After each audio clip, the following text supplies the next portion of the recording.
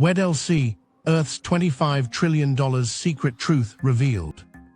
There's a blank spot on the world's map worth more than most countries, a $25 trillion shadow under the Weddell Sea. Here's where it gets interesting. Russian surveys have talked up 511 billion barrels of oil equivalent across Antarctic basins. Even if a slice of that were movable, the finance math alone could tilt markets and rewrite shipping. Ships skirt its spinning ice, satellites glitch right over its heart, and tracking beacons go quiet at the edge of a gyre that behaves like a drain. Why is the ocean's coldest engine treated like a blind spot? Because whoever controls this zone touches climate stability, rare metals, global food chains, and great power leverage. Stay with me for 3 shocks by minute 5. How the suction works, why the treaty isn't what you think, and the hidden cables under the ice. But wait, there's more. By the end, you'll see why protection can double as control. The map that lies. The first lie is that the Weddell Sea is just ice and emptiness. It is. It's the clearest, densest water on Earth, driven by katabatic winds that roar off the Antarctic plateau and carve open water polynyas in the dead of winter. In those black pools, sea ice forms fast, rejects salt as it freezes, and leaves behind brine so heavy it sinks like lead. That's where Antarctic bottom water begins, cold, salty plumes dropping 2 to 4 kilometers and spreading across the abyss. Here's where it gets interesting. That sinking is not local, it's global. When that water falls, it pulls. Think of it like a suction engine. Dense water plunges, lighter water must flow in to replace it, and the great conveyor moves. Oxygen gets pushed into the deep ocean. Heat gets stored safely below, where the patterns anchor themselves on that steady pump. So why do our maps go quiet right where this engine runs? Modern sensors tell on themselves. AIS shipping beacons flicker and vanish along the gyre's edge. Argo floats, those profiling buoys that rise and fall through the water column, are sparse right over the core of the vortex, or they report in strange, irregular bursts. Some satellites return clean data all around the Weddell, then their passes over the gyre come back noisy or thin. One gap here, another there. On their own, you'd shrug. Together, they sketch a silence. If you're thinking, fine, it's harsh down there, that's why you're missing a pattern. The Weddell Gyre is constantly hauling surface water around like a slow carousel. Inside that spin, gear teeth catch. Sea ice formation in winter ramps up brine rejection. In summer, winds shred the pack, and polynyas reopen. Every cycle makes dense water. Every dense surge dives, and the global overturning takes its cue. What nobody knew for decades was how sensitive this thing is to fresh water. A thin meltwater lens, a cap of lighter water, can sit on top, stratify the surface, and stall the brine from reaching depth. The engine coughs. Sometimes it stalls. Stakes right now, if that pump slows, oxygen to the deep ocean drops. Oxygen debt builds where fish and microbes need it most. Heat that would be exported downward lingers higher, bending storm tracks, pushing rain belts off target, and warping seasons on continents far away. This isn't future fiction. Southern ocean shifts have already thrown models off since 2016, the year Antarctic sea ice did a hard pivot from slow gains to sharp losses. You feel that wobble at grocery stores when fish stocks slide, and in insurance renewals when reinsurers mark polar risk multipliers into your premium. But the map still lies because it hides motive behind the word protected. The Antarctic Treaty system reads clean, peace, science, a freeze on territorial claims. It bans mineral resource activities. Sounds airtight. Except bioprospecting, collecting genetic material from extremophiles for patents, slips through because it isn't clearly classed as mineral exploitation. And research tools like seismic lines and autonomous surveys wear white lab coats while pulling double duty for hydrocarbon scouting and naval mapping. Unknown to most of us, the logistics web that supports science in Antarctica, shared airfields, fuel depots, ship time, becomes cheap access for states that want presence without saying patrol. Meanwhile, proposals to lock down marine protected areas in the Weddell stall under a consensus rule that lets one holdout freeze the process. You end up with a paradox. Flags waving, environment underneath them, multi-beam sonars rake the continental rise, and AUVs trace under-ice bathymetry with millimeter pride. Back on the water, let's ground this in how the engine actually pulls. As sea ice forms, salt gets left behind because crystals can't hold it. The brine drains through channels in the ice, loads the surface layer with salt, makes it denser, and because winter winds ventilate heat away, cools it further. In open polynyas, that process runs hot. Huge surface-to-air fluxes pull heat out fast, supercooling the water. Now you've got a brine-enriched, cold mix that's primed to drop. It does trickle. It plunges down the continental slope, it cascades, then spreads as a bottom-hugging sheet. That's Antarctic bottom water. You can trace its fingerprint half a world away by its temperature, salinity, and oxygen. Here's the crazy part. Add enough fresh melt from ice shelves and a buoyant cap forms. Wind still screams, ice may still form, but the brine can't punch through or it mixes laterally and loses its edge. The pump weakens. Cargo doesn't stop tomorrow, but the timing of the Southern Ocean's swirling lanes shifts. Iceberg export lanes wander into main shipping routes in the South Atlantic. Insurance models notice first. Premiums tick up. Charters hedge. Then ports like Cape Town, Montevideo, and Melbourne see odd strings of delays. Meanwhile, those data gaps over the gyre, they don't just frustrate scientists. They blind the very systems that we use to forecast shipping weather, to price freight futures, and to plan fisheries far north. If the current's slow, ports half a world away stall. That open loop will matter when we hit the first shock. We've sketched the stakes and the silence, so let's lift the ice and look straight at the machine that makes the world breathe. Shock 1, the suction engine under the ice. So picture this, a winter polynya yawns open in the Weddell like a black pupil. Air at -30 strips heat off the surface. The ocean breathes out fast. Sea ice forms at the edges, and here's where the engine grabs its first gear. Ice crystals can't hold salt, so they squeeze it out. That brine drains through the ice, pools at the surface, spikes salinity, and jacks up density right where the wind keeps the lid off. Now the second gear slams. Cold plus salt equals heavy, heavy enough that whole slabs of water drop in visible plumes. You see it in CTD casts. Temperature drops, salinity pops, oxygen peaks from that fresh breath with the sky. Those plumes gather along the shelf break, and under pure gravity cascade downslope. 2 kilometers, 3, 4, they spread as a dense sheet that hugs the abyss like spilled mercury. That sheet is Antarctic bottom water, the deepest, coldest, most oxygen-rich limb of the global conveyor. Here's the crazy part, that fall is a mechanical pull. A suction, dense plumes dive, space opens, lighter water must rush in. The Weddell gyre spinning clockwise funnels that inflow. Around and down, the pump primes itself. Its fingerprint shows up a hemisphere away. The same cold, salty, oxygenated signal creeping along the Atlantic's floor, feeding deep life and locking away heat and carbon where storms can't reach. But here's the thing, the engine is touchy. Lay a thin lens of fresh melt on top and the math changes. Fresh water is lighter. It caps the surface, just a few meters can do it and blocks mixing. Winds still rip, ice still forms at the edges, yet the brine can't punch through, it smears sideways and weakens, plumes thin. The cascade fades, the bottom sheet retreats. What nobody factored into those early classroom conveyor sketches was how small the tripwire is. Nudge the cap and you get oxygen debt in the deep, breathing slows where respiration never stops. Heat that should have slid downslope lingers higher, feeding storms, jet streams wobble. Storm tracks hook into grain belts at the wrong week. You don't need a dead engine to feel it. A couple weak seasons show up in fishing logs, monsoon edges, and freight schedules that keep slipping. Logistics feel it first. The Weddell exports icebergs along lanes set by the gyre's torque. Change that torque, the lanes wander. Big bergs drift into the wrong South Atlantic quadrants. Shortcut routes vanish. Captains detour, charterers pay, insurers whisper unmodeled polar variability and nudge rates. Get ready for this. Physics doesn't just move water, it moves information.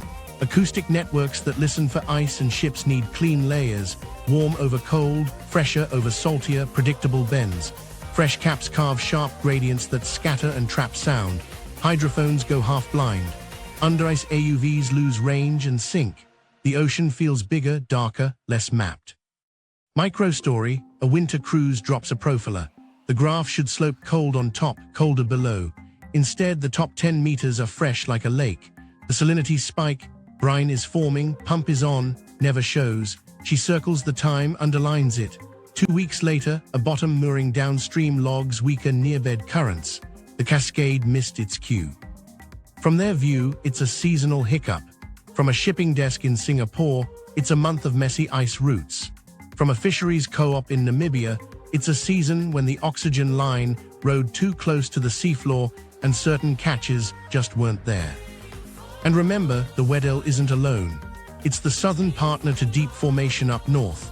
Stumble here and the Atlantic overturning feels a tug, a nudge that stacks with winds, heat, and rain. That's how you get years that don't look like the last 60 on record. So yes, under the ice, the suction engine is real, mechanical, and global. It runs on simple steps: freeze, reject salt, cool hard, then sink. Jam any step and the machine hums off-key. You already saw who notices first: insurers, shippers, fishers. Next up, why the rules on paper let so much action happen right above this engine, and why science keeps showing up with tools that also map where navies move and hydrocarbons might sit. Shock 2, the treaty that isn't what you think. On paper, Antarctica is the world's quietest deal. The Antarctic Treaty, signed in 1959, froze territorial claims, demilitarized the continent, and said this place is for science and peace. Then in 1991, the Madrid Protocol slammed the door on mineral resource activities. Full stop. No drilling, no mining. Sounds clean, right? Here's where it gets interesting. Mineral resource activity isn't the only game on the ice. Start with bioprospecting. The protocol bans minerals, not genes. Teams collect microbes from super-cold brine channels, enzymes that shrug off salt and pressure, and biochemical tricks that turn into patents back home. Russia and China lean into this: biology on the manifest, commercial value in the pipeline. Samples get sequenced, IP gets filed, investors smile. No rigs, no drills, no violation on paper. But wait, there's more. Those same missions map habitats, ice structure, and currents with gear that's useful far beyond biology. Now look at dual-use research. Seismic surveys for geophysics, valid science, and the exact tools oil crews use to read rock layers and spot traps. Multi-beam sonar for bathymetry, essential for circulation models and iceberg drift studies, and perfect for submarine routing. Under-ice AUVs tracing cavities beneath shelves predict melt, and return sound speed profiles, thermohaline layers, and choke points that any navy prizes. China's Zhulong 2 and Russian research vessels tow streamers, fly drones, and slide AUVs through moon pools under science banners. The instruments don't care who's asking. Here's the crazy part. The logistics that make science only possible also make presence cheap. SOMNAP, the council that coordinates national Antarctic programs, shares fuel depots, airfields, cargo flights, and ship time. Great for researchers. Ideal for states showing the flag without calling it military. Helicopters, shuttles, sensors. Containers marked, lab equipment, hold towed arrays and moorings. The ledger says science. The side benefit is access and leverage. So if it's all science, why do maps fill with fine-grained seafloor data near the shelf break while marine protected areas keep stalling? The Weddell MPA proposal has sat for years. The consensus rule lets 1 or 2 countries block it, and they do. Meanwhile, ships tow long hydrophone streamers, pinging the crust. Yes, that helps tectonics. It also lights up sediment thickness, basin geometry, and potential gas hydrate zones along the continental rise. The exact layers you check before any resource play. Let me be specific. Bioprospecting isn't explicitly regulated in the treaty system.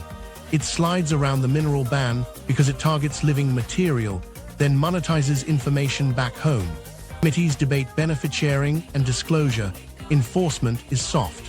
And no militarization doesn't block military useful data if it's gathered under civilian programs.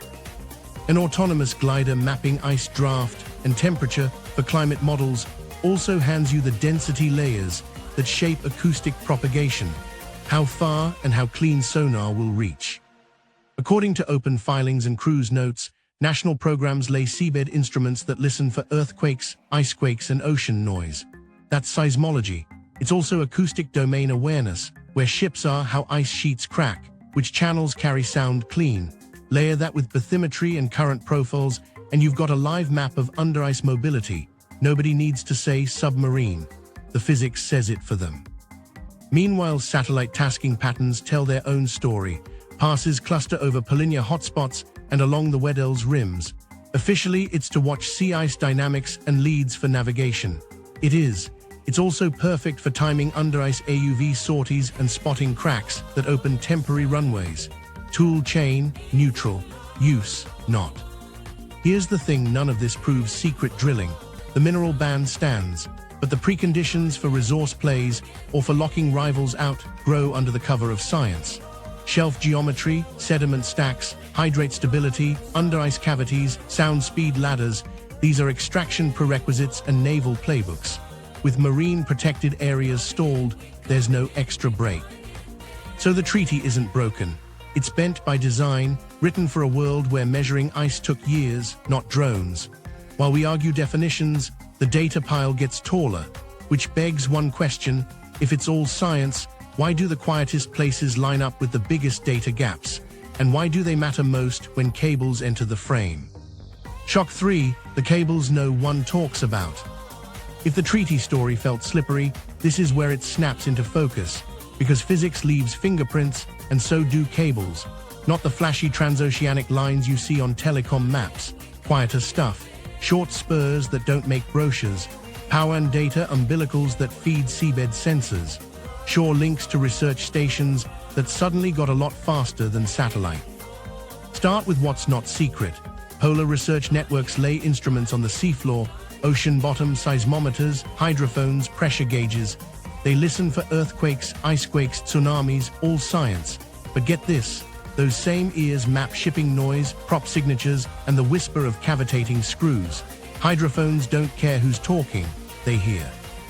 You're not gonna believe this, but filings show temporary, cabled nodes tested off Antarctic stations to move high-rate data in real time. Perfect for seismic packets and ice thickness pings. Perfect, too, for continuous acoustic monitoring without the battery limits that keep autonomous recorders sparse. Power plus fiber turns a lonely sensor into a listening post. Here's where it gets interesting. When you overlay the known deployments with the data gaps from earlier, those quiet arcs along the Weddell Gyre, you see something odd. The silence doesn't mean nothing's there. It means the loudest tools are local and wired, not throwing big acoustic chirps you pick up from far away. Meanwhile, satellite links blink at the edges while shoreward bandwidth at stations creeps up. Publicly, it's for high-res ice imagery and remote AUV control. It also lets you stream classified acoustic feeds to warm rooms thousands of miles north. Plot twist, earthquake waveforms double as submarine tracking aids. Triangulate pings, correlate with AIS, subtract what's declared, and the residue is quiet traffic. Add ice thickness returns from upward-looking sonars under the shelves, and you've got draft corridors where big hulls can move unseen.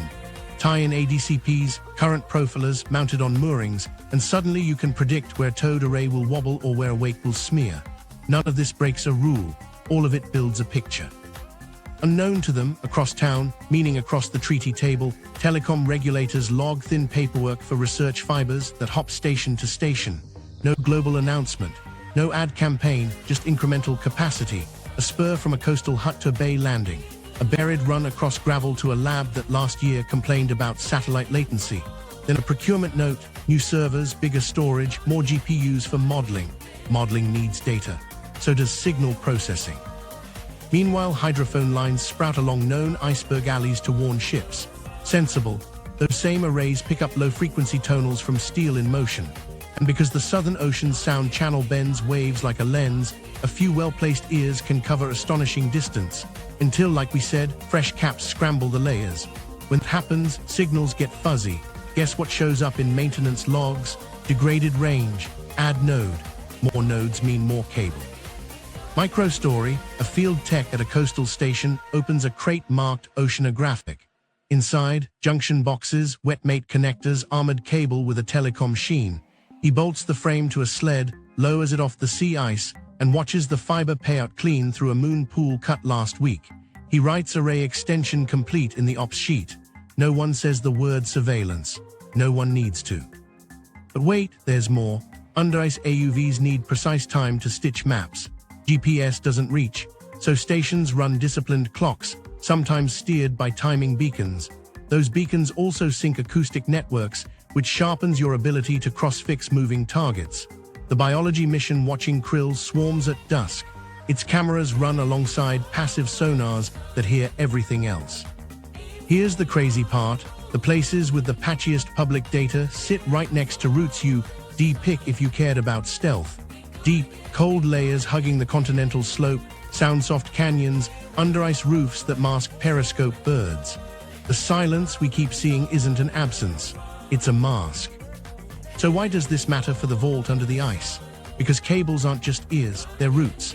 Plant enough of them and you own the ground truth: currents, drafts, quake noise, ice drift in real time. If a resource rush ever comes, the first mover is whoever already sees the field, can steer drones blind, and can jam a rival's map with decays. The Weddell, it's wired just enough to make you wonder what else hums beneath the snow, and who's listening when the engine breathes. Root cause history: how the silence was built. To understand how a blank spot got baked into the map, we need to go back to the late 1950s. The world is testing bombs, racing to orbit, and quietly carving spheres of influence. Antarctica becomes the compromise. In 1959, 12 nations signed the Antarctic Treaty: freeze territorial claims, demilitarize, keep it for science. It's elegant, and it solves a problem: no one wants a missile base under the aurora. It also creates a new one. Science becomes the only legal flag to plant. While that's happening on paper, the oceans keep their own ledger. Navies turn whalers' routes into soundings. In the early Cold War, hydrographic ships prowl the Weddell Basin, dropping lines, towing sonars, sketching depth and slope. Officially, it's safety of navigation and geophysics. It is. But those tracks also reveal where dense water spills off the shelf and where a hull might ride a quiet layer. The Weddell starts to look less like nowhere and more like a machine room with a back door.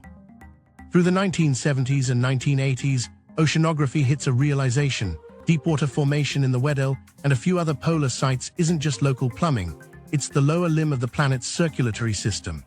Antarctic bottom water shows up in cores and thermometers across the world's basins.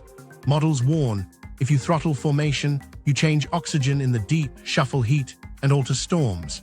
That's the decade the global conveyor sketch lands on classroom walls. The Weddell engine goes from obscure to central. Now here's where the quiet starts to harden.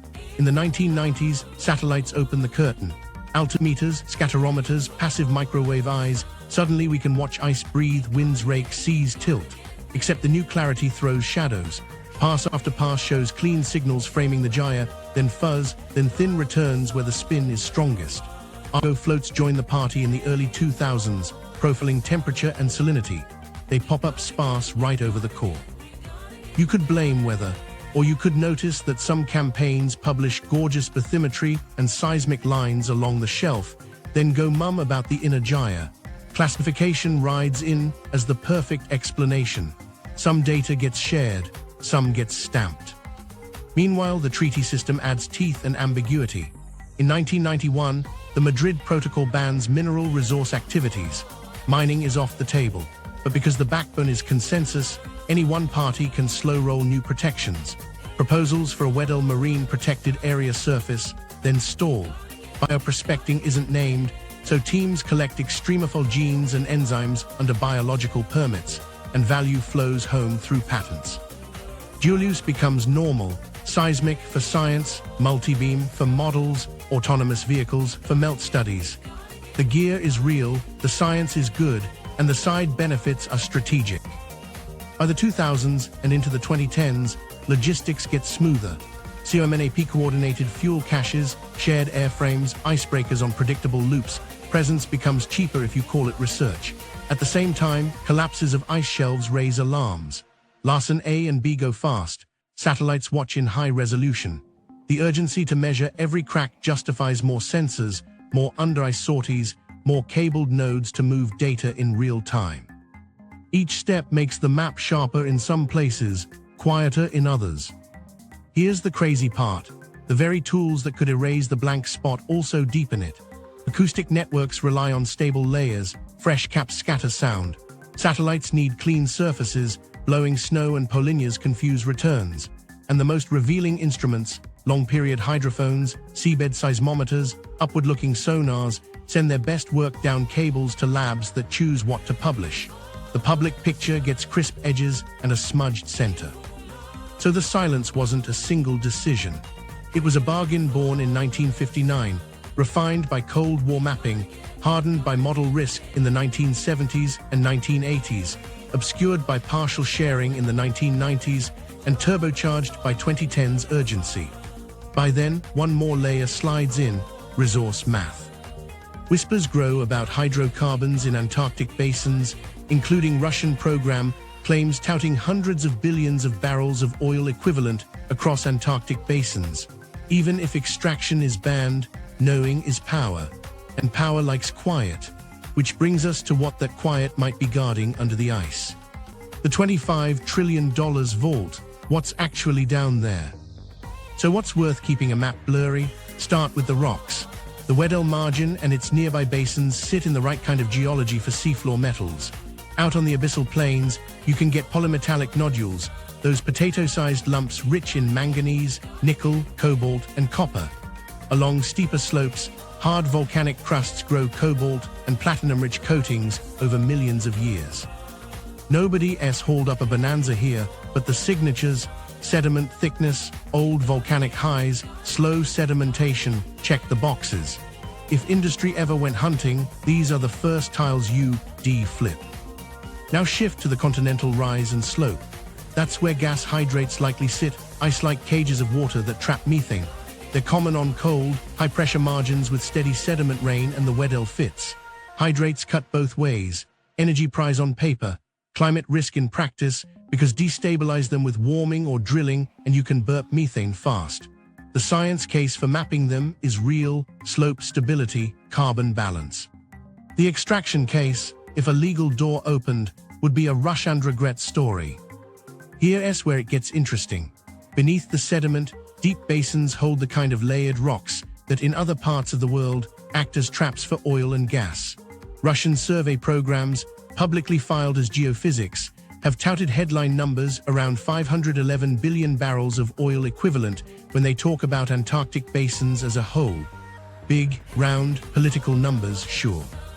Treat that as a horizon number, a distant, aggregated ceiling across basins that you'll never fully touch, but that sets expectations and pressure. Even a small, movable slice, these are findings in the sense of potential, not proven reserves. The legal ban still stands, the math still tempts. But wait, there's more. The living vault might be worth more than the dead one. The Weddell's cold, salty fringes breed extremophiles, microbes, enzymes, biochemical tricks that shrug off freeze, high salt, and pressure. Bioprospecting teams already pull samples for science, then turn them into patents back home. Cold active enzymes for laundry, DNA polymerases that work in weird brines, antifreeze proteins that help organs last longer, catalysts for low-energy chemistry, maybe even carbon capture aids that don't gum up. That value hides in code, not ore, and it slides right past the mineral ban. Run the metals math for a second. Battery demand means nickel, cobalt, manganese, copper, curves pointing up, with supply chains that get shaky fast. If abyssal nodules in reachable swathes around the Southern Ocean run even mid-grade, you can pencil tens to hundreds of billions per patch at current prices. Stack conservative bands across a few plays, nodules, crusts, hydrates prep, plus bioprospecting IP, and the $25 trillion tag isn't a single pile of cash. It's a horizon number, a sum of hypothetical streams over decades if doors opened, not a promise, a pressure. And the 511 billion barrels number slots right into that horizon: fuel for pitch decks, leverage in negotiations, and a quiet timer under policy rooms far from the ice. Here's the crazy part. Even if the hardware exists to try, the legal cover doesn't. The 1991 Madrid Protocol bans mineral resource activities, full stop. No commercial mining or drilling. Hydrate sampling for science, yes. Production, no. Nodules on a lab bench, sure. Industrial dredges, no. So why map like you're planning a mine? Because knowing is leverage. If someday the rules bend, the first mover is who already knows where the ore sits, which slopes won't slide, where currents won't tear risers, and which under-ice tunnels keep ships safe. And mapping for science doesn't just hand you rocks, it gives you flow. Bathymetry plus sediment cores plus current meters equals a model of where stuff will go if you start pulling.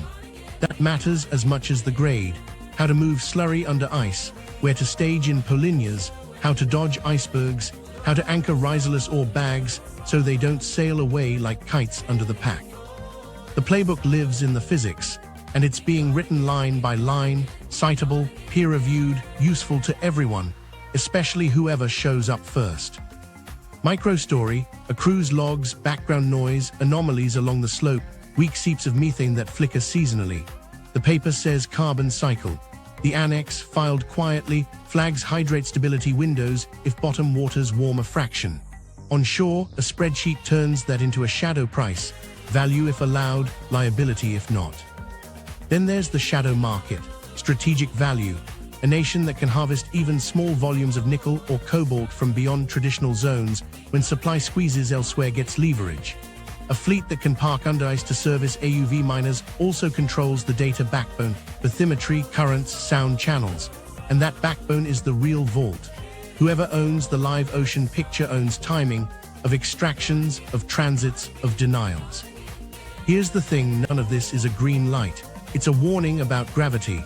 Metals demand rises, tech promises clean, investors chase yield, and maps get sharper. Meanwhile, the Weddell engine that makes deep oxygen runs at the same address. You can't cache the vault and keep the pump at full strength, not without trade-offs we haven't solved. So what's actually down there? Rocks that look like money, ice that acts like a safe, microbes that write patents, gas frozen into lattices that could power a city or spike the sky. Data, maybe the most valuable of all, stitched through it like hidden rebar. And the number, $25 trillion, hangs over it as a dare, now amplified by that 511 billion barrels horizon claim. The question now is who's quietly setting the table to grab first position if the no ever softens, and how they're already doing it without saying the word mine. The silent positioning, bases, icebreakers, and flags. If you want to see who's serious, don't read speeches, count hulls. Russia shows up first. They've got the heavy icebreakers, the muscle to smash winter pack and keep a schedule. Their polar fleet isn't a postcard, it's a conveyor belt. Vostok's inland chain hums in the background, fuel drums cached, tractors staged, blue-white caravans that look like science on paper and logistics on the ground. Seismic research, cruises snake along the continental rise with streamer arrays long enough to flag deep structure. The reports say tectonics. The line spacing whispers hydrocarbon scouting. On deck, AUVs slip under leads to sketch cavities and thermohaline layers, perfect climate data, perfect submarine routing intel. China plays the long game. Great Wall Station is the show window, inland nodes are the warehouse. They do timing trials at high-latitude Titan navigation where GPS gets jumpy. Drone fleets fixed-wing over sea ice, gliders under it, stitch clean maps of bathymetry, ice draft, and sound speed. Dulong 2 sails like a science ship and performs like a systems testbed. Moon pool ops, AUV swarms, dynamic positioning in brash ice. Every sortie is climate gold. Every bite is dual use. The quiet tell, container stacks labeled science that includes satellite uplinks, phased array antennas, and racks of GPUs. Modeling needs power, so does real-time signal work. Western flags don't sit this out. Norway, the United Kingdom, Germany, consortium maps of the ocean floor light up the shelf break with multi-beam detail so fine you can see old iceberg keel scars.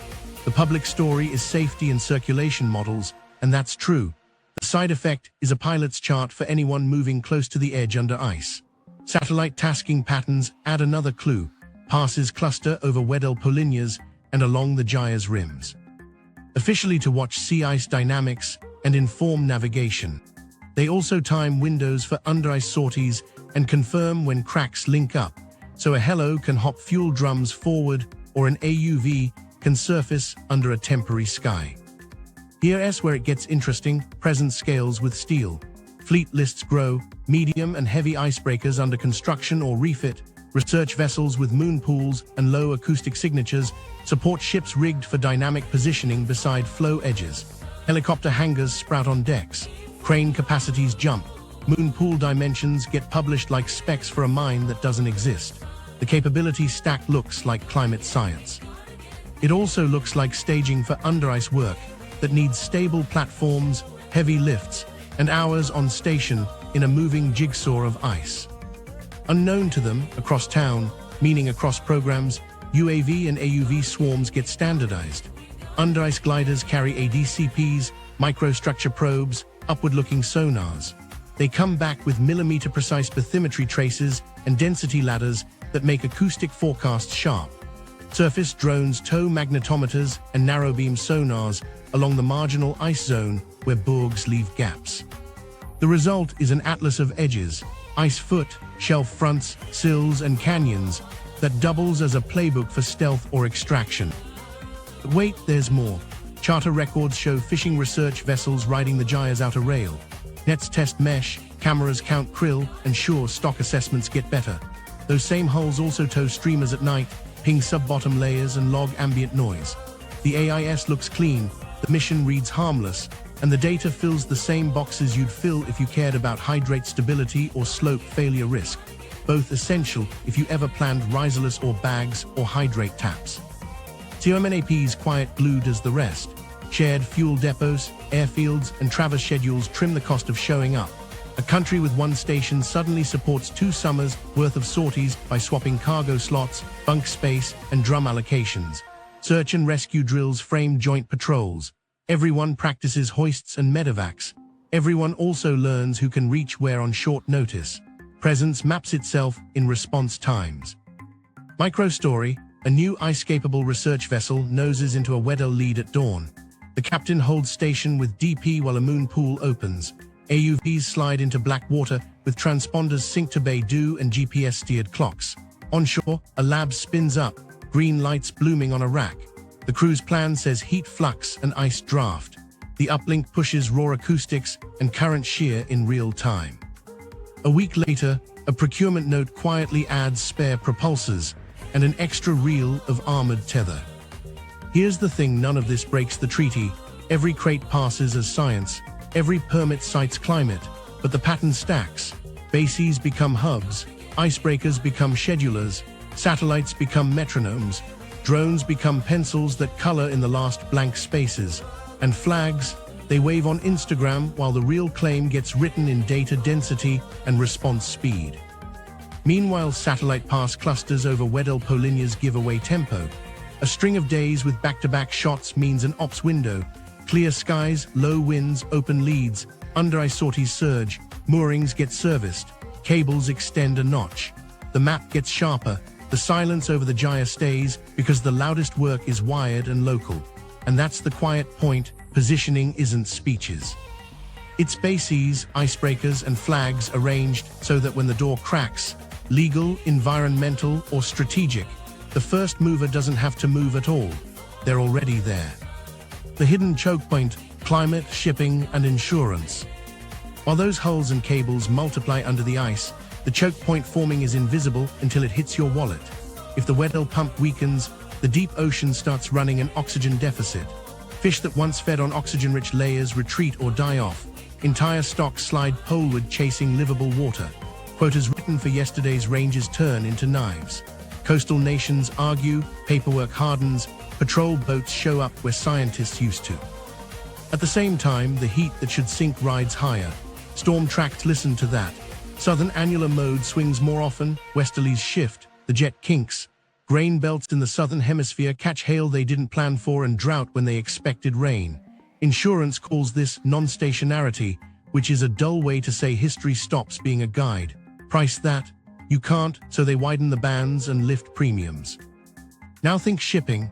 The Weddell is an iceberg factory. In strong formation years, bergs exit in tidy streams that charts and pilots know. If the gyre's torque changes, those streams wander. You get rogue seasons when a line of tabular bogs parks across a South Atlantic shortcut, and bulk carriers add days to skirt them. LNG carriers with tight boil-off budgets hate detours. Charterers hate penalty clauses. A single week's delay on an iron ore chain shoves a steel mill into overtime rates. Here's where it gets interesting. Reinsurers have already flagged polar and high-latitude risks as multipliers. They don't need a full collapse. They need variance. A few seasons of weird ice lanes, fog from fresh caps, freak swell from storm tracks out of place, and their models tag the South Atlantic's southern routes with an extra edge. Primary insurers react by trimming coverage windows or adding exclusions for certain latitudes during shoulder seasons. Captains know the word, no-go. Ports feel it first. Cape Town has good salvage and tug capacity. Montevideo rides the lee. Melbourne watches the Southern Ocean breathe down its front door. If Weddell export lanes bend closer to Africa, Cape Town becomes a hub for iceberg intel and emergency pulls. If the lanes aim more mid-Atlantic, Montevideo gets the calls. Melbourne's problem is surge, storms marching in odd trains that flip calm basins into bathtub slosh. Cranes shut down in gusts, berths fill with waiting hulls. Now follow the money through freight futures. Traders live off predictability, ton miles, seasonal winds, harvest calendars. Polinia forecasts slip into their decks as a quiet factor. If a winter looks capped with fresh water, the odds of late-season brine rejection drop. And with that, the odds of messy iceberg export rise next austral spring. Suddenly, the forward curve on Capesize rates twitches. A rumor about a Polinia that didn't open can move a spread. Micro story, a charter desk in Singapore stares at a model run. The Weddell Polinia signal is weak. They've got 5 Panamaxes slated to ride a high-latitude shortcut in 6 months. Do they lock now at a premium or gamble? An email pings, insurer revising endorsements for polar-exposed routes. The desk buys early, eats the price, and prays it isn't dead money. 2 quarters later, a bourg the size of a city peels off and parks. The early buy pays.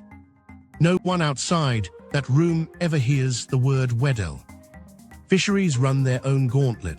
As oxygen lines slide, midwater trawls hit dead zones, species lists flip by latitude in a decade, not a century. Quota wars start quiet, letters, science panels, adaptive management. Then a run of bad years lands in a courtroom. Countries point to illegal fishing. Skippers point to empty nets and a line on a graph that shows oxygen 50 meters shallower. The argument isn't just fish. It's protein security for low-income nations who rely on imports from fleets that just went searching farther south. Back to insurers, they don't just price hulls. They price ports, warehouses, and the companies that depend on both. A port with rising surge days and an uptick in iceberg advisories looks riskier on paper. Lenders notice. A terminal expansion gets pushed, then scrapped. The cargo it would have handled goes somewhere else, with longer voyages and more fuel stacking emissions on a loop that's already fragile. Meanwhile, energy cargoes, LNG, LPG hate uncertainty. Boil-off management is clockwork. A detour burns margin. If ice lanes force them lower in latitude into rougher seas, sloshing and slamming raise hazards. Underwriters quietly lift deductibles or insist on ice-class escorts during certain windows. Those escorts are few, day rates jump, smaller players bow out. Here's the crazy part, you feel the Weddell in finance without ever seeing a map. Pension funds hold insurers. Insurers hold catastrophe risk that on paper wasn't Antarctic. But when models add polar variance to mid-latitude loss years, capital buffers swell, premiums rise. Some clients self-insure and pass risk to suppliers who pass it to you. The delay on that appliance, the random surge on lettuce in winter, it threads back, unfairly but truly, to a gyre that coughed. And remember the data gap, forecast skill is money. When hydrophones go fuzzy under a fresh cap and Argo profiles thin in the vortex, weather and ocean models lose edge. A storm ETA widens. A swell height band fattens. You add a safety margin to voyages. One ship, fine, 10,000. That's a global tax paid in extra fuel and lost days. So the hidden choke point isn't a strait you can blockade.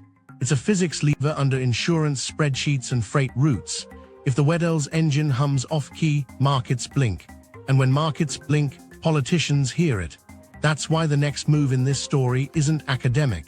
It's a day when the Polinias do open, and every system built on they will starts to crack.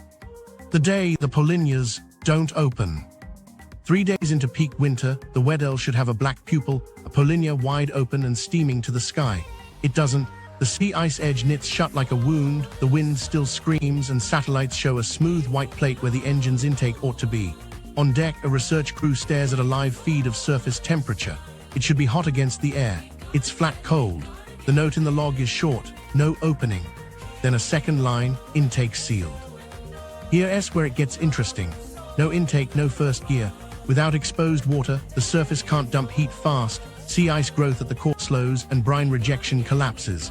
A thin, stubborn cap of fresh meltwater sits there, just a few meters, but it's enough to cork the column. Brine formed at the margin smears sideways, loses density and never drops. The suction that should pull the ocean inward and down fizzles. The cascade that should roll off the slope is late, thin, or gone. Micro story, the CTD team cycles a cast every hour. They keep hunting the salinity spike in the top 20 meters. It never appears. We're casting a lake, the lead mutters, 200 miles away. A bottom mooring that usually feels the near-bed surge of newborn bottom water ticks weakly. The current meter's wiggle is half normal. Oxygen sensors show a slow lean the wrong way. In the lab, someone draws a frown over the word engine. Action snaps right after. Acoustic networks go weird. The sharp layers that used to bend sound like a lens turn jagged under the fresh cap. Hydrophones drop range. Pings smear. AUVs under the ice start missing sync beacons. Dead reckoning errors grow. A subsurface glider climbs for an interface that isn't there and finds mush. No clean thermocline to ride. Pilots cut missions short before they lose birds in the dark. Naval mobility feels it too. Subs plan around density ladders, the quiet corridors where noise hides and control feels crisp. Those ladders shift, thin, or vanish. A boat that could slide under a shelf edge on last year's profile now meets a buoyant lid that fights every meter of depth change. Transit times stretch. Risk windows widen. Captains get conservative, which is another way of saying slower. Meanwhile, biology flips. Krill swarms that should track under cracks follow different cues. Midwater oxygen drops just enough to push certain fish lower, where the line between life and suffocation climbs like an invisible ceiling. Trawlers farther north start hauling nets through water that feels empty. They don't need a model to tell them the pump is off. They can smell it in the hold. Get ready for this. Data buoys ice in, then go dark. The very rigs we lean on to tell us what's happening get entombed. Batteries run, antennas glaze. A few keep whispering through brine channels, then static. Forecast centers pad their error bars. A storm that would have been pegged for Tuesday is a fuzzy band from late Monday to early Wednesday. A swell height that should be 3 to 4 meters is now 3 to 7. Masters add fuel and time. On shore, screens blink red in quiet offices you'll never see. Oxygen alarms pop on deep, erase a basin away. Nothing catastrophic, just trend arrows leaning the wrong way. Freight desks watch iceberg bulletins go from routine to loud. Insurers flag, temporarily suspend polar endorsements pending review. It sounds bureaucratic. It lands like a hammer. Plot twist, the first public statement isn't about climate, it's about safety. A national program pauses under ice missions, citing communications issues. Translation, the acoustic net is blind. Another program announces a temporary cable upgrade to improve real-time data. Translation, lay more fiber, add nodes, tighten the listening grid. The word Polinia never appears. The absence is the tell. Meanwhile, the southern annular mode swings negative twice in a month. Westerlies ease. Storm tracks kink into places they usually skip. A grain belt takes rain at harvest and hail 2 weeks later. Commodity screens jump on noise labeled weather anomaly. Traders don't care about the Weddell, they care about timing, and timing just slipped. From their perspective, this is a blip. 1 season, maybe 2. From the engine's view, it's a cough that if it repeats, rewrites baselines. If the Polinias don't open, the Weddell's suction weakens. Less deep formation means oxygen debt down low, heat parked up high, and an acoustic ocean that stops carrying our messages clean. Your world gets more expensive, more delayed, and harder to hear through. And with the map fuzzing at the exact moment we need clarity, the power plays get louder fast. The legal knife fight, who owns what when ice moves? Courts like clean lines. The Southern Ocean draws none.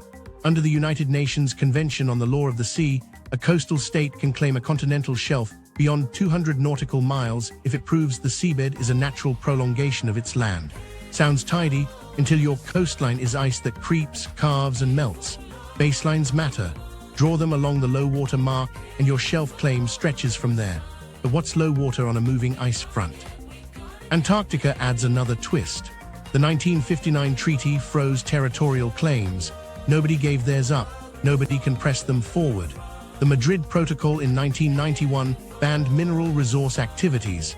So on paper, UNCLOS processes should sit in the freezer too. In practice, lawyers don't waste time. Extended shelf submissions get drafted in back rooms, some filed with disclaimers, some held as sealed letters, because if the legal weather ever changes, you don't want to start from zero. Here's where it gets interesting. Icebound baselines light the fuse. Do you measure from bedrock or from the live face of an ice shelf? If a shelf collapses, like Larsen A and Larsen B in the 1990s and early 2000s, does your baseline snap back to rock, shrinking your potential shelf? Some states push straight baselines across bay mouths glued shut by multi-year ice. Others counter that UNCLOS demands stability and permanence, qualities ice does not have. The law loves permanence, the cryosphere doesn't. Meanwhile, the mineral code vacuum gets louder. The International Seabed Authority manages mineral activities on the area, the seabed beyond national shelves. But the Antarctic Treaty system sits over a continent and its ice-choked seas with a separate ban. So if a nodule field lies on seafloor, it could be claimed as an extended shelf by a claimant state. But those claims are frozen. Who has the pen? The ISA, the treaty parties by consensus. Or nobody, because extraction is banned no matter what. Today's answer is nobody. Tomorrow's fight is who moves first if the ban cracks. Plot twist, you don't need to lift the ban to weaponize the gray. Environmental fronts, NGOs, shareholder activists, green funds can sue, campaign, and threaten boycotts at the whiff of polar extraction. Lenders and insurers chill first. Project finance dies without them. Even legal pilots become unfundable if reputational heat spikes. Companies then pivot to parastatals, state-tied entities that don't fear headlines, that can tuck costs in opaque budgets, and that can call their activity science access under the treaty. According to internal planning notes that sometimes leak as procurement crumbs, some states sketch science-led access corridors. Translation: Traverse rights, station expansions, and seasonal air bridges justified by research goals that just happen to sit near promising shelf breaks or hydrate-prone rises. The paperwork cites ice cores, ADCP lines, benthic ecology. The map says future staging. The trick is simple. If access is for science, it slides past the 1959 treaty's spirit and the 1991 protocol's purpose without touching the mineral ban on paper. Insurance and lenders sit in the middle with calculators. They don't arbitrate law, they price risk. Ask them to back an under-ice asset recovery trial and they'll ask, what's the legal regime? Who issues the license? What court hears disputes? What's the treaty remedy if someone protests on the flows? And the killer, what's the exit if an environmental injunction lands mid-season? If you can't answer, the premium explodes or the policy vanishes. Wait, there's more. Even if a country wants to push a test, the consensus rule inside the Antarctic Treaty system lets rivals stall permits, slow logistics approvals, and flood committees with information requests. You don't need a veto stamp. You drown them in process. Meanwhile, extended shelf submissions sit in sealed envelopes or half-filed with the Commission on the limits of the continental shelf, hedged with caveats like, without prejudice to Antarctic Treaty obligations. It's a lawyer's way to lay a mine you might step on later. So who actually moves first if anything moves at all? Plot twist, not a flashy oil major. A parastatal, fronted by a National Polar Institute or a Blue Economy lab, sails a research mothership into a polynya during a soft year. They deploy AUVs to study gas fluxes over a hydrate-bearing slope and trial a Riserless ore bag for sediment sampling. They stream data over hardened links to a home lab flagged as defense adjacent. It's science on paper. It's a capability demo in practice. Micro story, a tender lands a crate at a station with a permit for seafloor corers and habitat cameras. Customs ticks boxes. Inside, along with corers, are tension meters, Kevlar hawsers, and a winch head that's overkill for biology. The ops note says contingency lift. The crew nods. The insurer sees research support. The lender never sees it. Here's the crazy part, the ice moving is the legal move. A big carving resets a coastline, triggers baseline debates, and with them, shelf math. Every shelf retreat tightens or loosens theoretical reach. Lawyers rush to freeze facts on dates. Rivals contest method. Committees bog down. In the fog, the only clean move left is presence. Whoever proves continuous scientific activity near a contested edge doesn't win a claim, they bank legitimacy. And legitimacy is the coin you spend later when the room decides what responsible access might mean. The extraction playbook, how you'd actually do it. So let's say the band bent and someone tried. How would you actually pull metal or gas out from under ice in the Weddell without getting crushed by weather, law, or physics? You'd start with cover, science first, extraction second. A research mothership with a moon pool parks in a polylinear window, dynamic positioning, holding her steady while flows grind past. On paper, the cruise hunts heat flux and ice draft. In practice, it's a systems test for an under-ice mining chain. Step 1 is eyes and nerves. You flood the area with autonomous vehicles, AUVs under the pack, gliders along the slope, and a few tethered ROVs that never break the surface. They carry multi-beam sonars, sub-bottom profilers, ADCPs, and magnetometers. The goal isn't just to find ore, it's to write a 4D map, bathymetry, currents, sound speed, and ice roof geometry, because under ice, space is a tunnel, not a field. You mark safe lanes, parking pockets, and density ladders where sound and vehicles behave. Now the first real play, riserless ore bags. Think vacuum mining without the skyscraper riser pipe. Only these aren't sacks. They're smart payloads with embedded sensors, pressure-compensated bladders, and acoustic transponders that talk to the net. AUV harvesters crawl or hover a meter off the seafloor, sucking polymetallic nodules into flexible hoppers, while onboard classifiers sift finds from grade in real time. When a bag fills, a small lift bladder inflates, and the package rises on a short tether to an under-ice collection hub, a midwater carousel anchored just below the roof, ringed with station-keeping thrusters and edge sonars. From there, a winch hauls the bag into the mothership's moon pool at a safe moment. No tall risers to snag barges, keels. Everything stays tucked under the lid. Dual-use bonus. The same hubs double as covert logistics nodes, charging pads for AUVs, clock beacons for navigation, and acoustic relays that hand you a private comms backbone. Here's where it gets interesting: sediment. Nodules sit in fluff that will bloom into plumes if you brute force it, and those plumes don't just look bad. They travel, choke filter feeders, and carry fines into bottom layers that feed the Weddell's oxygen spread. So real playbook goes gentle, low-pressure heads, baffles on intakes, real-time turbidity sensors that cut suction when clouds spike, adaptive thrust on harvesters so wake doesn't loft mud. You move slow, harvest small, and rotate patches so currents settle mud before you return. It's still risk, but it's the only way you sell responsible extraction while a treaty committee watches. For harder targets, cobalt crusts on rock, your AUVs switch tools. Rotary brushes, microchippers, or ultra-high-pressure water jets skim millimeters, not centimeters of crust. Toolheads carry spectrometers to verify grade on the fly. The payoff is purity.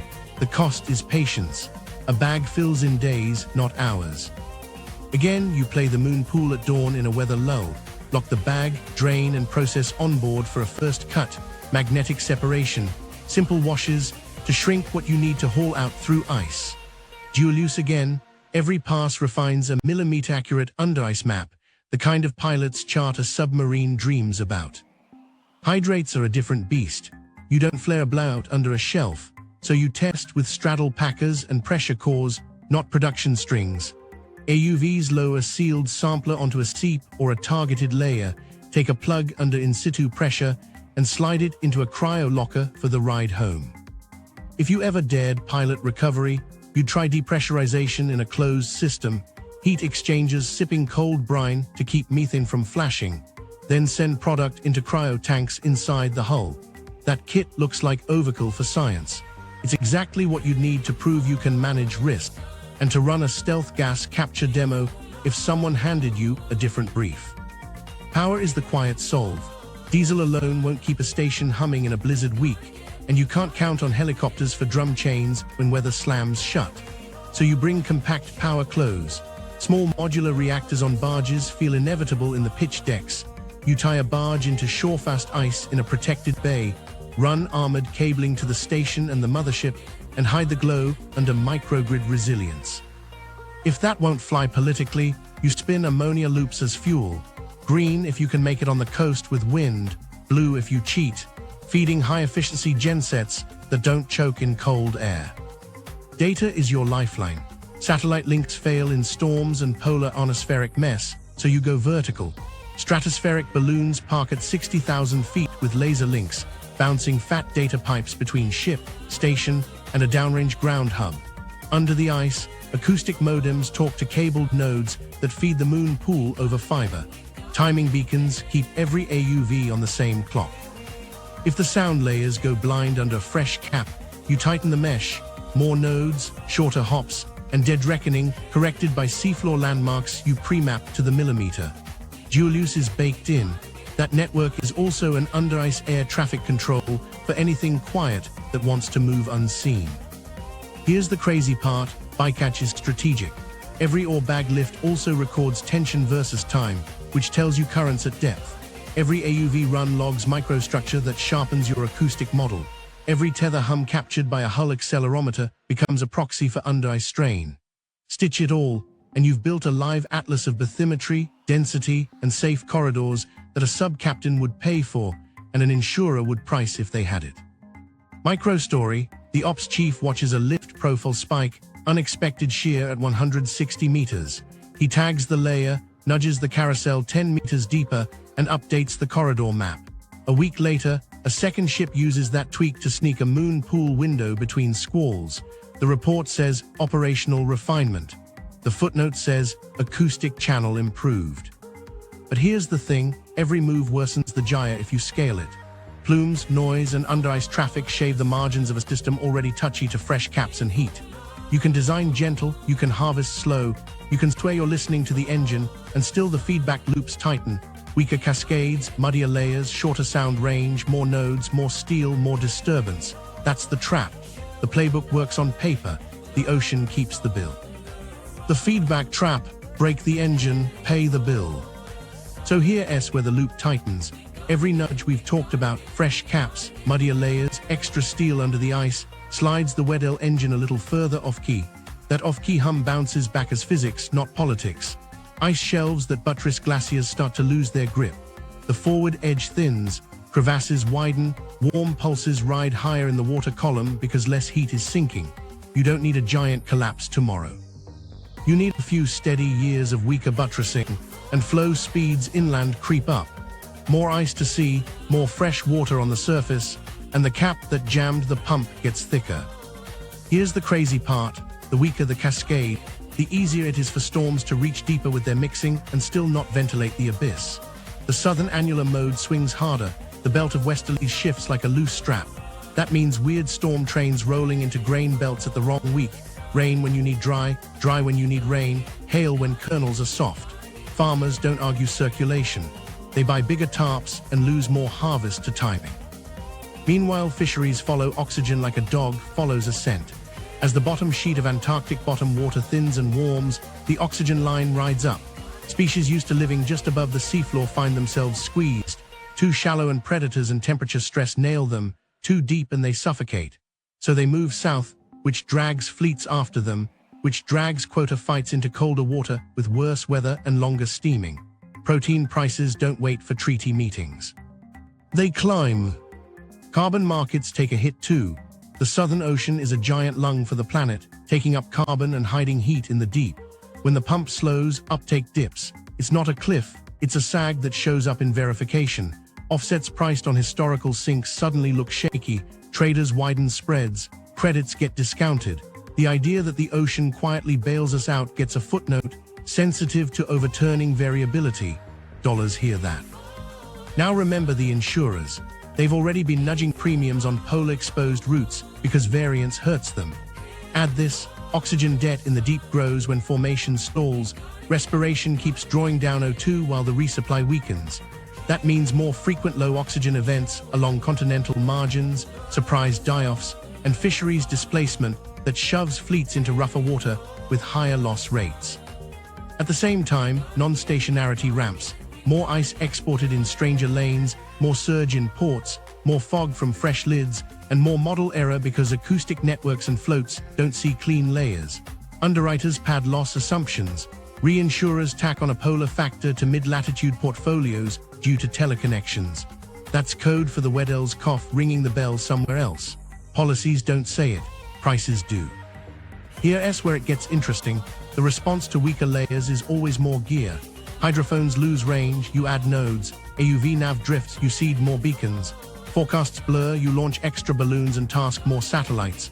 All of that is energy, noise, and wake under the ice. It's small by itself. Scaled, it's static that the engine feels. You drill a few pressure cores from hydrates for science. You disturb a slope. You increase seep flickers. Each act is justified.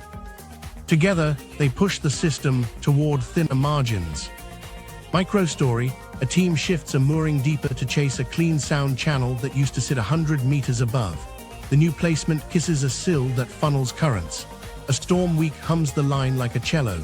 Instruments survive, but the record shows turbulence spikes, exactly the kind that scrambles brine plumes trying to get organized on the shelf. Minor, the report says. The cascade next season is minor too. Supply chains feel the feedback as calendar drift. Erratic iceberg seasons push ships lower in latitude into rougher seas, slamming cut speed, maintenance cycles shrink. A terminal upgrade gets delayed because lenders' price surge risk higher. A battery plant pays more for nickel because a rumored nodule play is paused for impact review. That rumor exists because investors now see the Weddell as both vault and valve. If the valve sticks, the vault gets political. But wait, there's more. Public trust thins. When a research program pauses missions for safety and a defense ministry quietly boosts a polar budget the same week, people clock the gap. Scientists say variability. Security folks say nothing. Communities hear noise and costs and less fish. That's how you lose the room. And here's the thing, there's no villain to punch. The trap is mechanical. Break the engine, even a little, and you pay in ice, food, freight, finance, and faith. Try to cash the vault, even softly, and you lean on the same system you're weakening. The bill shows up whether you sign for the package or not. The only lever that works at scale is keeping the pump strong. Everything else is interest on a debt the ocean will collect. The counter moves, how powers lock the zone without saying it. When the engine coughs and the vault tempts, the smartest move isn't to rush in. It's to freeze the board. Inside treaty rooms, a tidy phrase starts circulating, no new activity. It sounds harmless, just a pause to protect science and ecosystems. Draft text threads it through committee notes, couched in caution and data gaps. But here's where it gets interesting. If you're already positioned with bases, maps, and cables, a moratorium locks your advantage. Shutting the door on new locks in whatever you've already slipped through. Joint patrols get the same soft touch. Call them search and rescue with bright paint and friendly call signs. Practice hoists, medevacs, ice landings. Every drill is diplomacy on skis. But wait, there's more SAR lanes once standard become recommended corridors. Ships without a SAR partner feel pressure to hug the lane. Access denial without saying no. If you don't have the airframes or the fuel caches to play along, you're unsafe, so you don't go. Cables harden too, not the big telecom trunks, local routes. Research stations quietly add redundancy. Armored spurs buried in gravel, extra junction boxes under shorefast ice, decoy beacons that draw curious AUVs to fake nodes while the real array hums elsewhere. On paper, it's resilience for science data in a harsh place. In practice, it's defense in depth. Try to map the network from the outside and you chase ghosts while the live channels keep feeding home labs. Subsidies land far from the ice to kill demand at the source. A finance ministry in a warm capital unveils tax credits for nickel and cobalt recycling, grants for manganese-free cathodes, and concessional loans for new refineries in allied ports. The press line is supply chain resilience. The subtext is, starve any case for polar metals by making alternatives cheap. If the vault's price signal weakens, treaty pressure to keep the lid closed gets easier to sell. Data becomes a battleground dressed as transparency. A coalition launches an open ocean model pipeline, near real-time bathymetry updates, current fields, polynya probabilities, acoustic forecasts. Dashboards sing, grant calls celebrate, democratizing the Southern Ocean. But here's the thing, the data you get is smoothed, delayed, and scrubbed. Enough to do climate, not enough to fly a drone blind or steer a sub through a sound-soft canyon. The sharp edges stay behind classified doors where the acoustic nets and cabled nodes live. Microstory, a young analyst in a coastal ministry, tracks a set of open dashboards and notices a lag. Satellite pass shows a crack on day 1.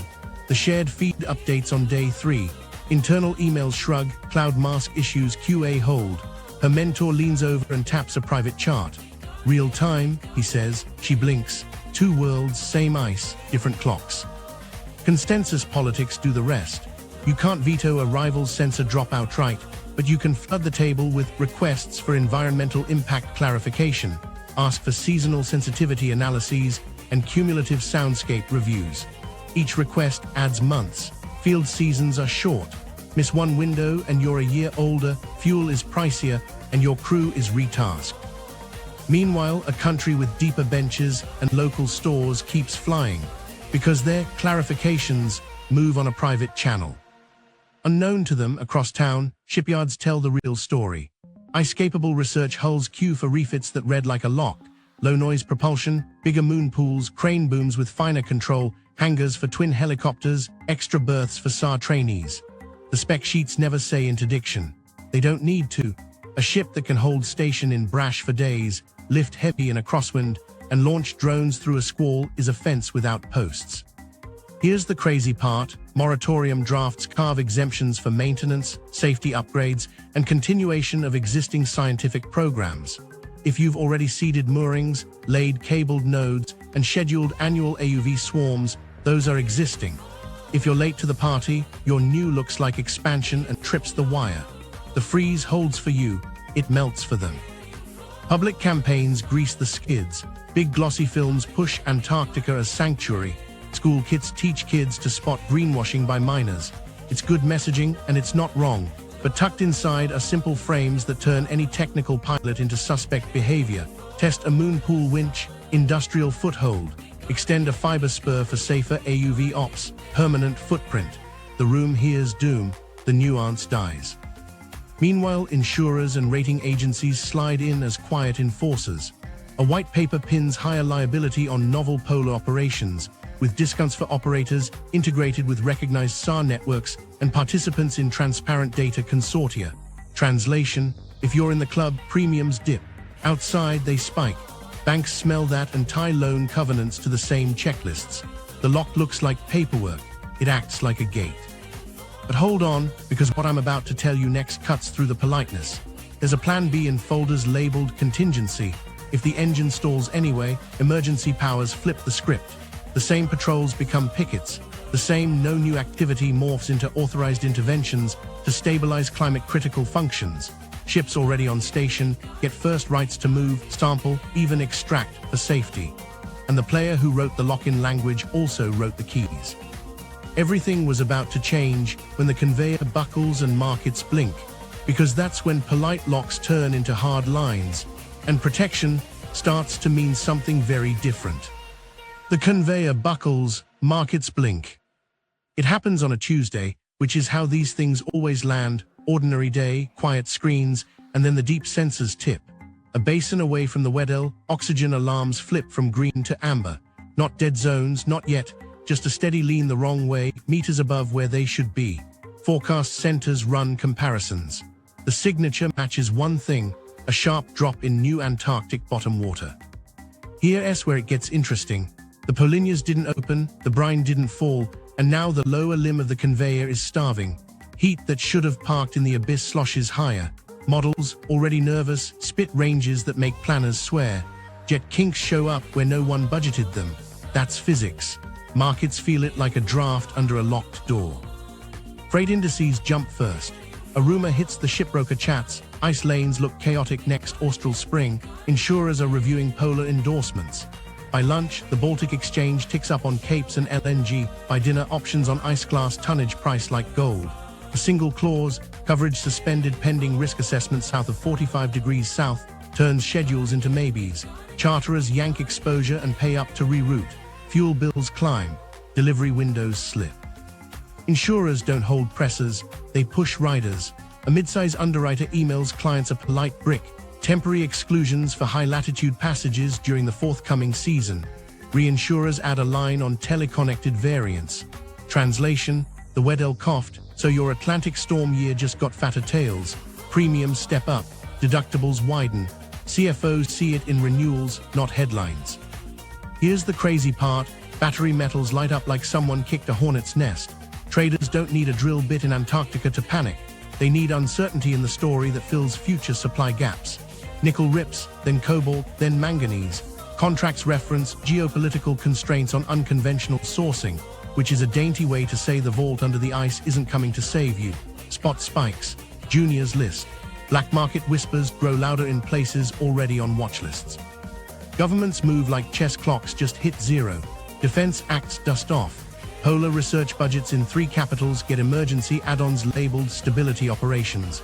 Research ships at sea receive new tasking, hold station here, extend that cable spur, seed extra beacons, report iceberg drift every 4 hours. Pickets, not papers. The SAR drills we talked about turn into lanes with teeth.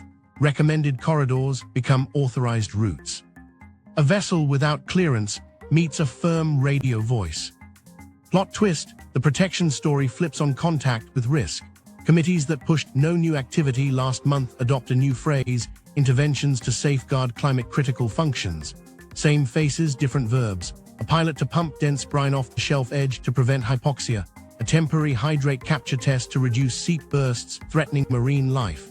A trial nodule lift to study plume transport with gear that looks suspiciously production-ready. The line is thin. The window is open. Meanwhile, data hunger turns carnivorous. Acoustic nets expand in days, not seasons.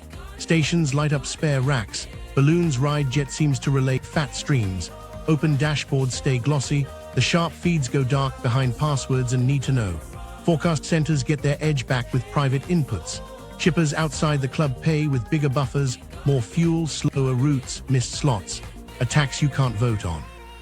Micro story, a captain at 60 South stares at a message that reroutes him 300 miles north. Iceberg hazard increased. He squints at the weather. Clear, calm, blue horizon. He turns anyway. 2 days later, a tabular wall ghosts through fog right where his old track ran. He changes nothing about his opinion of climate. He changes everything about his faith in cheap insurance. And the Weddell, it breathes, but shallow. Oxygen lines keep leaning. Moorings that used to sing with newborn bottom water record weak hum. A sub-skipper reads the density ladder and sees noise where he counted on glide. A krill trawl farther north brings up water that smells wrong. None of it screams, all of it adds. So markets blink, and then they adjust, upward on price, outward on time, inward on trust. Governments speak softly and carry bigger cables. Protection becomes permission if you say it fast and add emergency. And the engine that keeps the deep ocean alive runs thin while we argue the wording. That's the buckle. That's the bill starting to print. The bill shows up at your door. You feel it as higher grocery bills and delayed packages.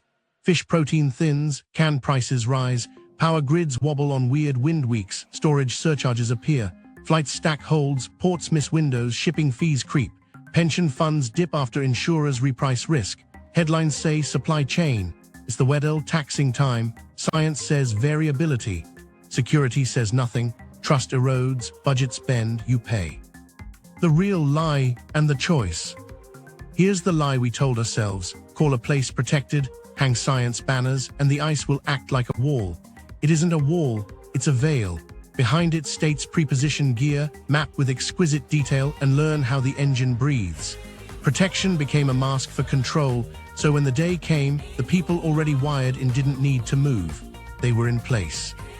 But here's the thing, there's a deeper lie under that one. We priced the vault higher than the valve. We let the number, $25 trillion, pull our eyes to rocks, hydrates, and patents like that was the main event.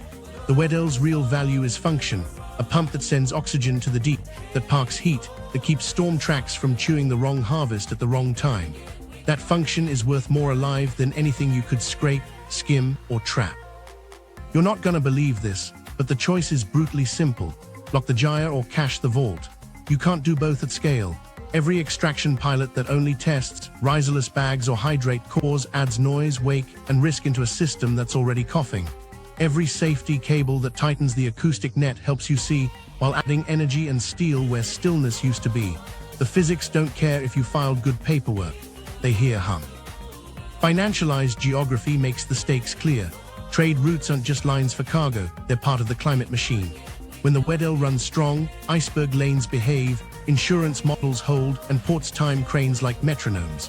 When it weakens, ton miles flex, premiums lift, and forecasts lose bite. That's money, yes, It's also food on shelves, power on at dinner, and medicines not stuck in a warehouse with weather delay on the door. So what do? Demand verifiable data, not flag tour or high-gloss sanctuaries with blind spots big enough to hide a fleet. Ask for raw timestamps on Polinia openings and closings, for oxygen lines from moorings published in near real time, for acoustic net footprints that don't vanish into sensitive fog the second they're useful. If someone says emergency intervention, ask what baseline they're protecting and who holds the keys. Here's where it gets interesting. Value lives in the engine room. It's the stable overturning that lets everything else pencil out. Shipping schedules, crop insurance, fishery quotas, even the price you pay to charge a battery that someone wants to build with nickel from a sea we can't afford to shake. Want to cut the demand argument for polar metals? Fund circular supply. Scale battery chemistries that skip scarce inputs. Subsidize recycling until it's boring. Make the case for leaving the Weddell alone by making the vault less shiny. And it can't just be scientists in quiet rooms. Shippers, reinsurers, grain traders, mayors of port cities, they all have skin in this. When those voices say lock the engine, committees listen. When they say data or it didn't happen, the gaps shrink. It's not noble. It's self-interest lined up with physics. The real choice is whether we keep treating maps like flat pictures or accept they breathe, that the Weddells inhale and exhale run through our fridges, our lights, and our time. Lock the gyre. Price the valve higher than the vault. Everything else is paying interest on a debt we can't afford. The Weddell engine is worth more running than mind. Oxygen, order, and time beat any ore under that ice. If you want more stories where money and physics collide, subscribe now. Share this with someone in shipping or energy and tell me in the comments where you think the first breach happens and why. Next, we'll follow the money through insurers and naval budgets.